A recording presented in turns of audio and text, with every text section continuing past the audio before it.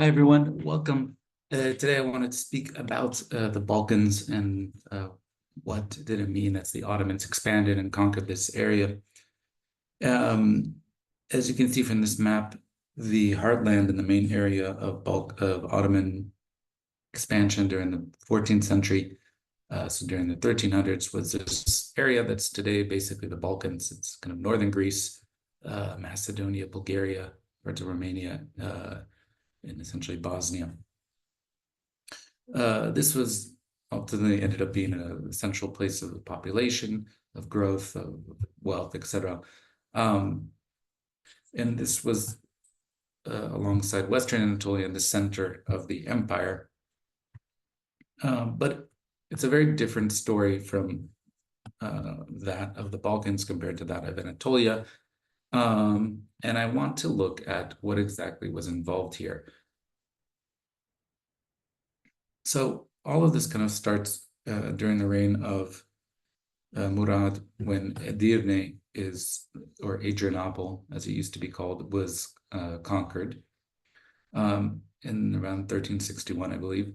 And this sets up a bridge to the Balkans. Already there was a sort of space for the Ottomans to cross through here, through the Dardanelles, and this is how they entered into that area. At that point, remember, Constantinople, this little part, was still a Byzantine holdout, so they couldn't cross through there. But Edirne became a sort of gateway city kind of to the frontier in the same way that, I don't know, St. Louis functioned as a city to the western frontier of North America. All sorts of frontier warriors and so forth were streamed through here. And the Ottoman state as well was building the infrastructure through bridges and other material to kind of continuously push forward and further into the Balkans. And really, this was an area that was only under the control of the Balkans. Sorry, only under the control of the Ottomans. Unlike Anatolia, in which you had multiple different tribes and emirates and things like that competing with each other, here you just have one emirate, the Ottomans, or one empire, slowly expanding against a variety of different smaller groups like the Serbians and the Byzantines. So let's just take this expansion a bit, this comparison a bit further. As I pointed out, Anatolia kind of becomes the space of Turkish migration after 1071 in this Battle of Manzikert, and it takes about 3-4 centuries of multiple waves of migration to really change the nature of the place. And this, again, is quite a long period. For example, the United States has not even been around for 3 centuries, or I guess if you take the moment of first settler contact from the Europeans, it's been about 3 or 4 centuries now. And the United States in North America has radically changed in that period. So 3 to 4 centuries of various Turkic migration, slow conversion, and slow transformation of Anatolia was occurring. And at the end of that, after the Mongols had come in and taken out the Seljuks, eliminated any central state, you basically have a number of small emirates competing with each other, fighting with each other, raiding the Byzantines and raiding each other's territories. And then in this space, combined with multiple power centers, and a very slow process of migration and interaction, you have very high levels of syncretism, as we pointed out in our last class, or 2 classes ago, that there, by 1500 or 1450, most of the population of Anatolia was, in fact, Muslim.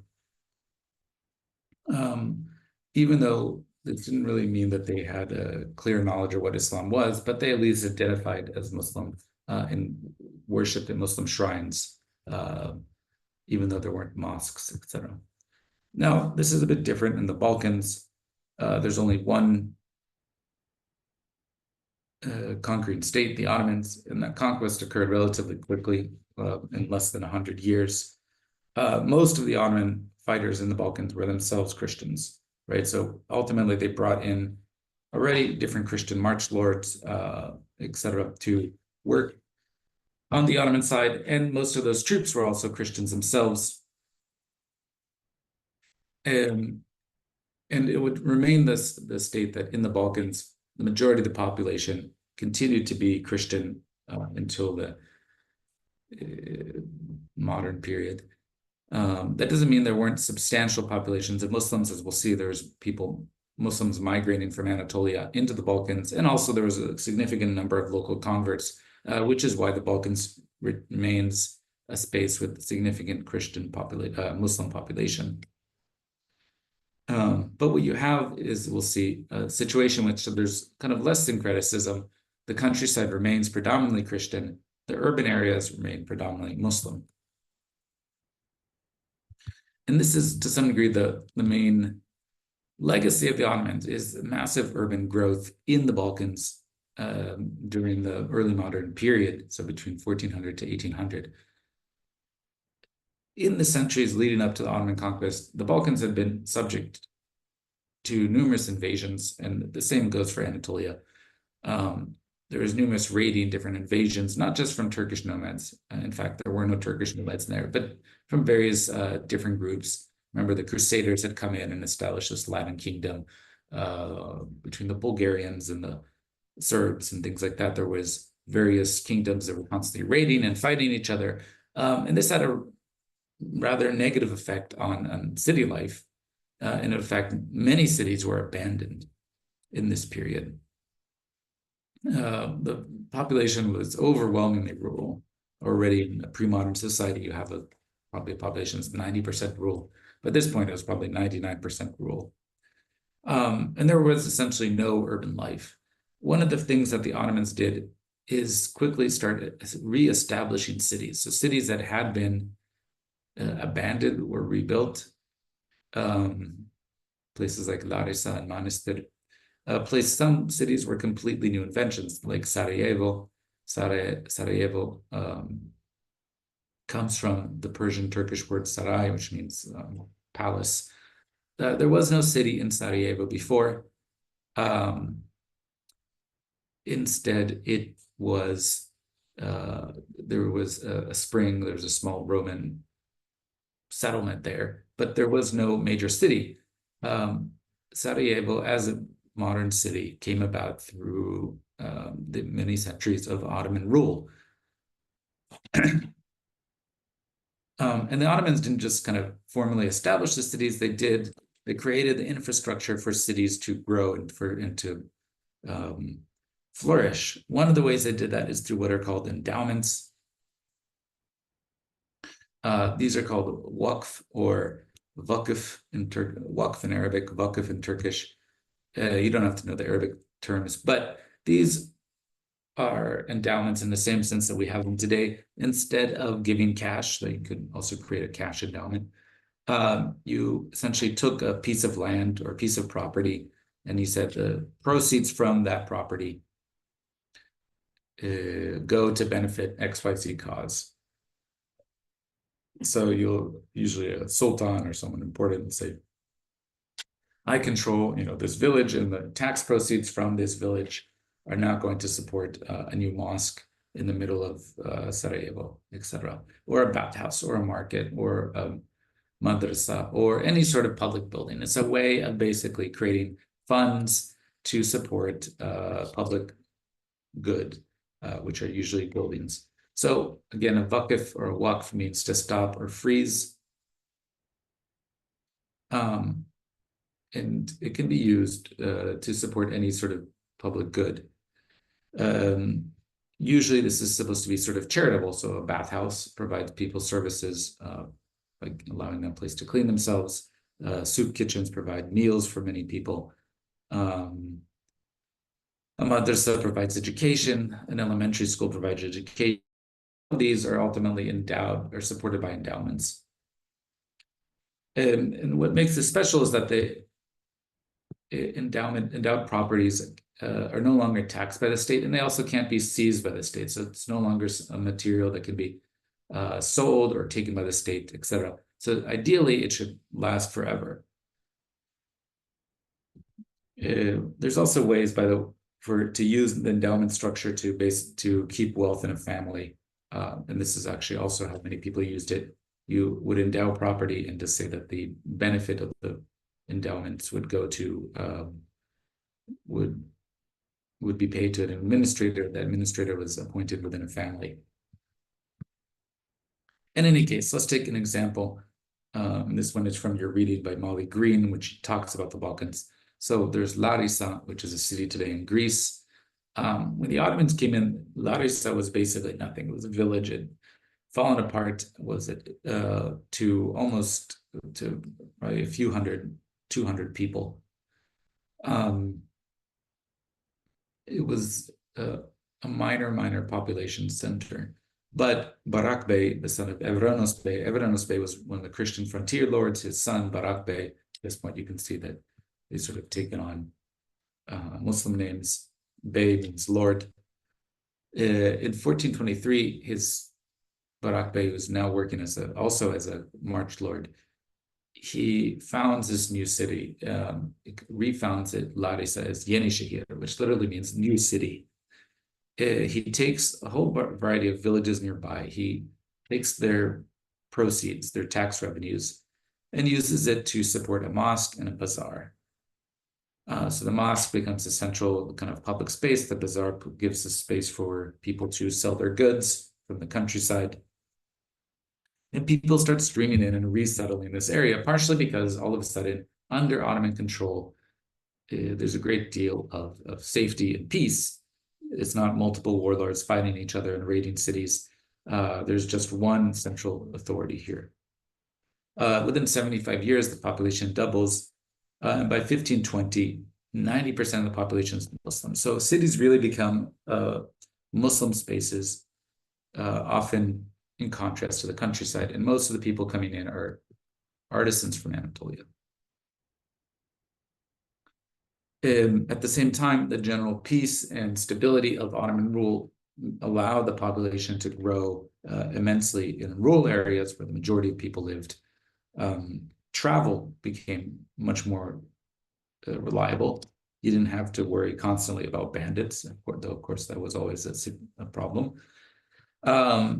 They established something called the Derbent system, where local communities agreed to guard and to protect roads and mountain passes where bandits like to hang out.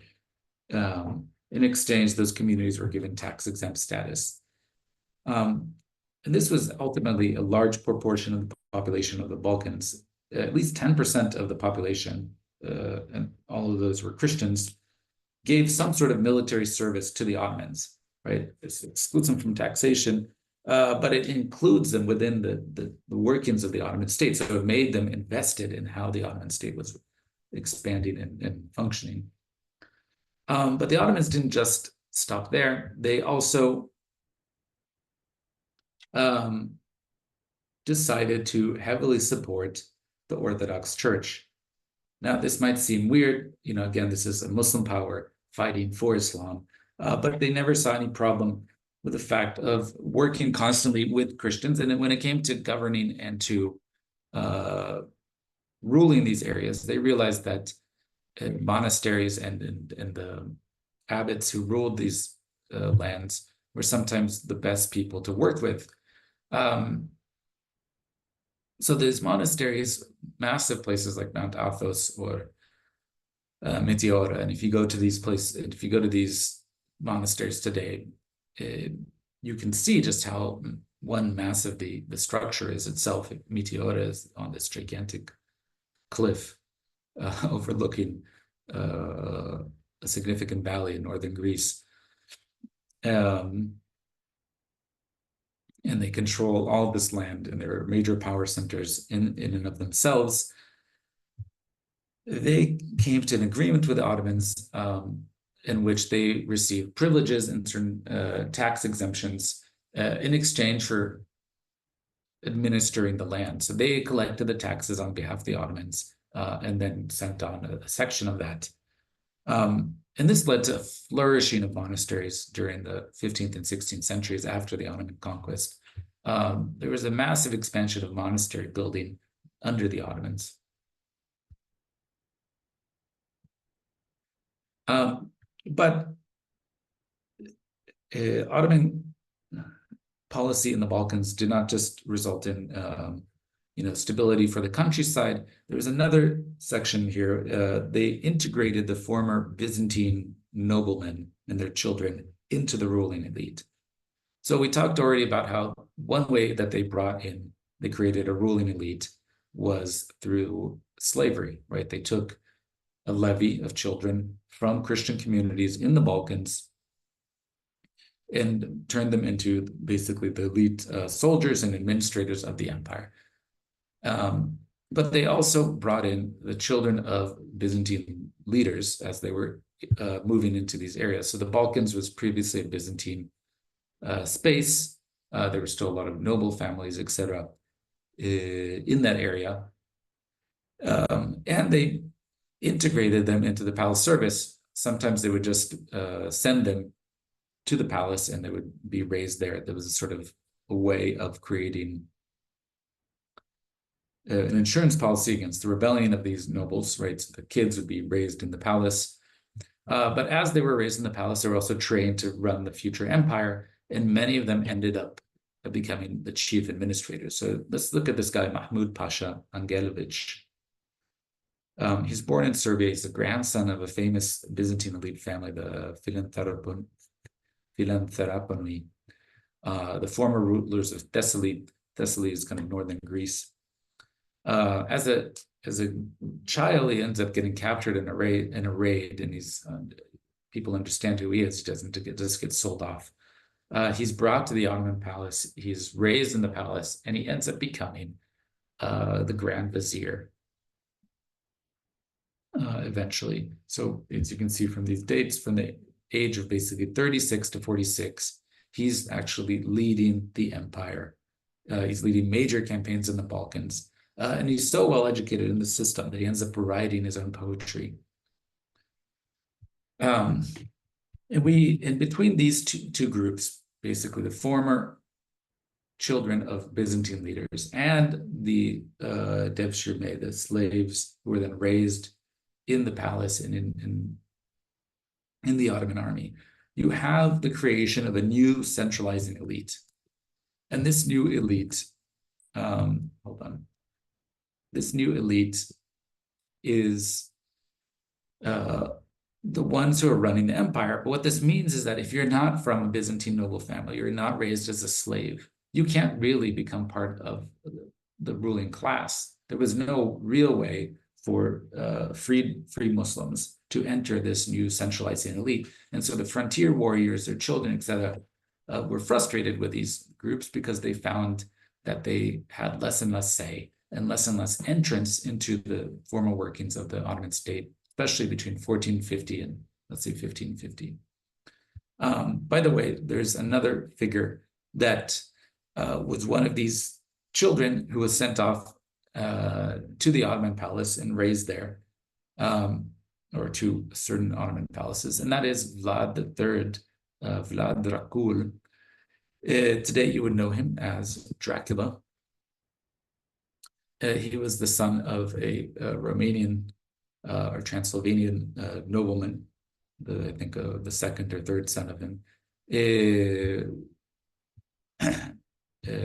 So he was Mircea, his family was holding these areas towards Hungary.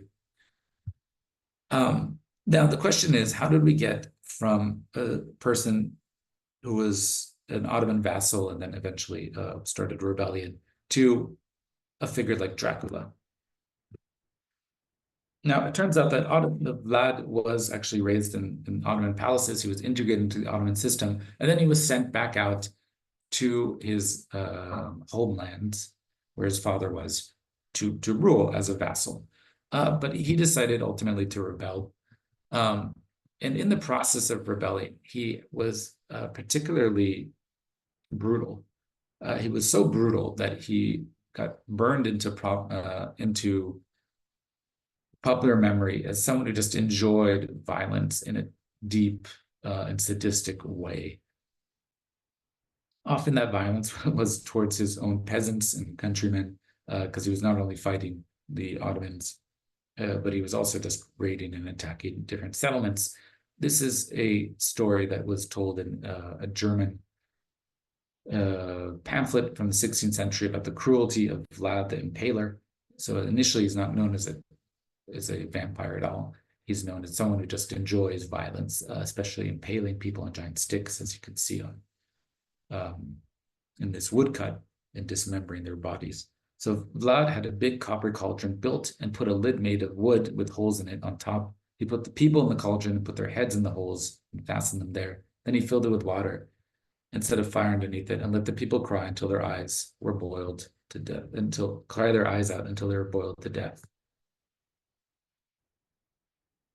So how did this then turn into a vampire? Well, it's actually interesting because there was already local stories about zombies, essentially, in the Balkans, and those continued to grow and transform over this period. Eventually, those stories, local stories of vampires or the undead, combined with the cruelty of this guy Vlad, it was transformed in the process of in the work of Bram Stoker and other Mary Shelley and other people in the 19th century to combine these two figures, where he becomes not as a extremely vicious and sadistic ruler, but someone who also just enjoys drinking blood and is an undead figure himself. So keep this in mind as you read, for example, the work of this section called The Good Old Days in an anonymous chronicle about the rise of the Ottomans. Here we have a view from the frontier warlords who are increasingly marginalized as this new ruling elite comes into play. They don't like, as you'll see, the judges and scholars. They think that they basically introduced bad reforms and hypocrisy into the empire.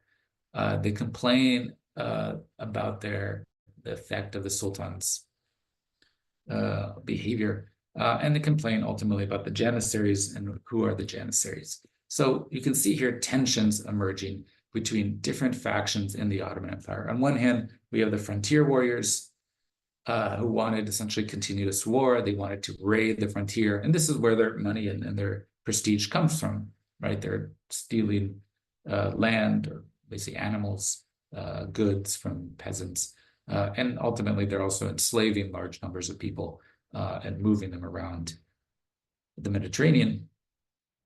And these frontier warriors, these Ghazis and raiders, are very much against the centralization of the empire. On the other hand, the Ottoman dynasty itself is trying to create something more long-lasting, something more centralized. And so they're creating a new elite, the Kul, the slave elite, who are serving just the Sultan. And this is made of the Janissaries, but also the sons of former Byzantine leaders. And they're also bringing in, as we'll see, migrating scholars, scholars coming from Iran and from Egypt, and using them in the process of creating a new state, a more centralized state that is not just a nomadic polity like the ones that came before it. So with that, we're going to end. Thank you again for listening.